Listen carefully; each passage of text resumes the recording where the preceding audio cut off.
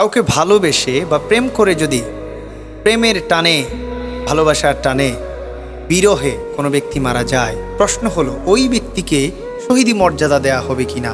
অথবা সমাজে প্রচলিত রয়েছে, যদি কোনো ব্যক্তি কাউকে ভালোবেসে মারা যায়, তার প্রেমের শোকে কাতর হয়ে যদি কোনো ব্যক্তি ইন্তেকাল করে ফেলে, তাহলে ওই ব্যক্তিটাকে নাকি শহীদি মর্যাদা দেয়া হয়। কতটুকু সত্য? দেখুন, এই প্রশ্নের জবাবে আমি সর্বপ্রথম বলতে চাই, প্রেম বলতে এমন একটি অস্তিত্ব রয়েছে আমাদের মানব সমাজের মধ্যে, যেটি কখনোই মাহরুম হতে পারে না, অবৈধ হতে পারে না, যেটি কখনোই হারাম হতে পারে না।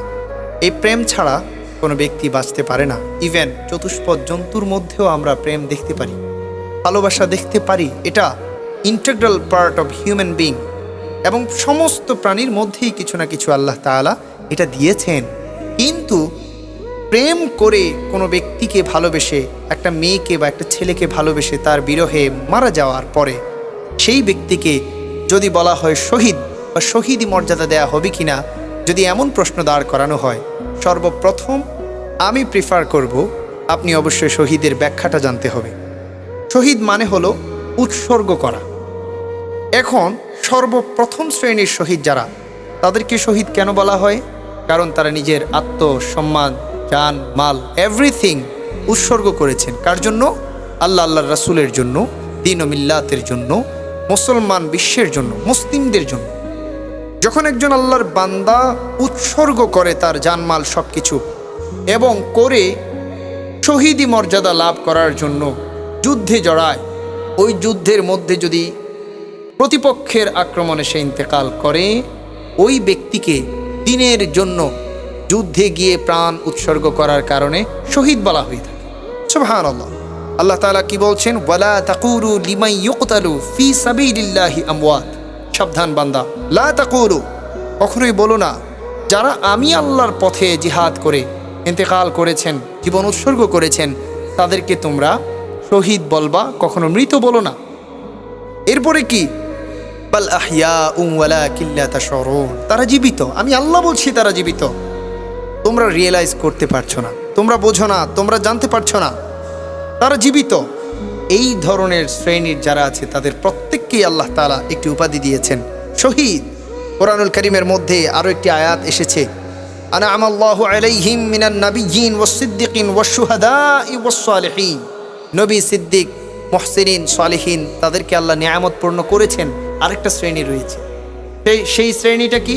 সেই শ্রেণীটা হলো শুহাদায়ে কেরাম, যারা শহীদ হয়েছেন দ্বীনের জন্য, তাদেরকেও আল্লাহ তাআলা নিয়ামত দিয়েছেন। সুবহানাল্লাহ।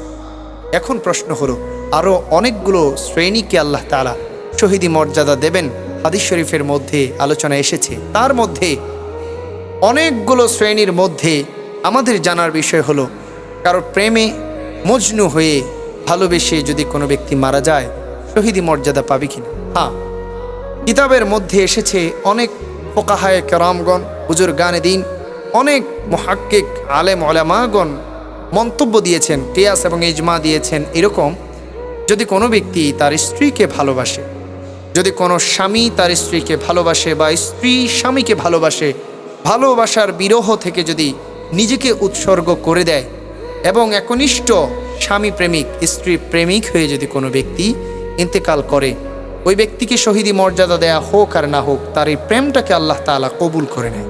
সুবহানাল্লাহ। শুধু এইটুকুই নয়, এই প্রেমের কারণে আল্লাহ তাআলা স্বামী ভক্তি বা স্ত্রী ভক্তি, স্বামী ভক্তি বা স্ত্রী ভক্ত হিসেবে আল্লাহর বান্দা বান্দিকে কবুল করে নেয়। স্বামী স্ত্রীর বন্ধন সম্পর্ক এমন পবিত্র এবং ভালোবাসার সম্পর্ক, যে সম্পর্কটার দিকে তাকিয়ে আমার আল্লাহ মুচকি হাসে। সুবহানাল্লাহ। কিন্তু এই প্রেমের ডেফিনিশনটা যদি স্বামী স্ত্রীর গণ্ডি থেকে বের হয়ে কোনো ধরনের বেগানা পুরুষ বা নারীর দিকে যায়, তাহলে সেটাকে প্রেম বলা হয় না। প্যারে হাজরিন, সেটাকে প্রেম বলা হয় না। কেন বলা হয় না? কারণ বেহায়াপনাকে বর্তমান যুগে প্রেমের নামে ব্র্যান্ড করে দেওয়া হয়েছে, এবং এই ব্র্যান্ডের মাধ্যমে প্রেমের নাম দিয়ে, ভালোবাসার নাম দিয়ে বেহায়াপনা, অশ্লীলতাকে প্রেজেন্ট করা হচ্ছে, প্র্যাকটিস করা হচ্ছে। ছেলে মেয়েরা বুঝতেই পারছে না কোনটা ভালোবাসা আর কোনটা ভালোবাসা। যখন নাফরমানি করে, এহায়াপনা করে আল্লাহর কাছে, তখন বান্দা ফেসে যায়। ওটার নাম ভালোবাসা না, ওটার নাম ভালো ফাঁসা। যখন ভালোভাবেই ফাঁসে, ওই জিনিসটাকে প্রেম বা ভালোবাসা বলা যায় না। প্রেম শারীরিক যৌন চাহিদা থেকে যে অ্যাট্রাকশন এবং সম্পর্ক তৈরি হয় স্বামী স্ত্রীর মধ্যে, সেটাকে বলা হয় প্রেম। তার মানে যদি স্বামী স্ত্রীর বাহিরে এটাতে কেউ জড়িয়ে যায়, ওটাকে প্রেম বলা হয় না, ওটাকে বলা হয় জিনা। ইভেন যদি দেখার মাধ্যমে হয়, জিনা লাইনিন নাজর, চোখের জিনা হলো দেখা, নবীজি বলছেন সেটা চোখের জিনা হয়ে যায়। এভাবে মনের জিনা আছে, হাতের জিনা আছে, পায়ের জিনা আছে, দৈহিক জিনা আছে, মানসিক জিনা আছে। এই সমস্ত জেনায় ডুবে যায়। ওই সম্পর্কগুলোকে প্রেম বলা হয় না, ওই সম্পর্কগুলোকে কোরআনিক হাদিসিক ভাষায় বলা হয়ে থাকে জেনা, ব্যভিচার এবং ফিতনা জমে ডুবে থাকা, নাফরমানিতা। নাউজুবিল্লাহ। যদি কোনো ব্যক্তি এমন কোনো ছেলের বা মেয়ের প্রেমে পড়ে মারা যায়, তাহলে যদি এমন হয় কেউ কাউকে দেখে পছন্দ হয়েছে, ভালোবাসে, কোনো পাপ হয়নি, নেগেটিভ ফিল হয় নাই, শারীরিক কোনো কিছু হয় নাই, আল্লাহ তাআলা হয়তোবা কবুল করতে পারেন, কোনো বিজ্ঞগণ বলেছেন। কিন্তু যদি এগুলো হয়ে থাকে আর মারা যায় বা সুইসাইড করে বা এমন কিছু হয়, ফিনারে জাহান্নাম, সরাসরি ওই বান্দাটা কোরআন হাদিসের দৃষ্টিতে দেখলে দেখা যায় জাহান্নামী হয়ে যায়। নাউযুবিল্লাহ।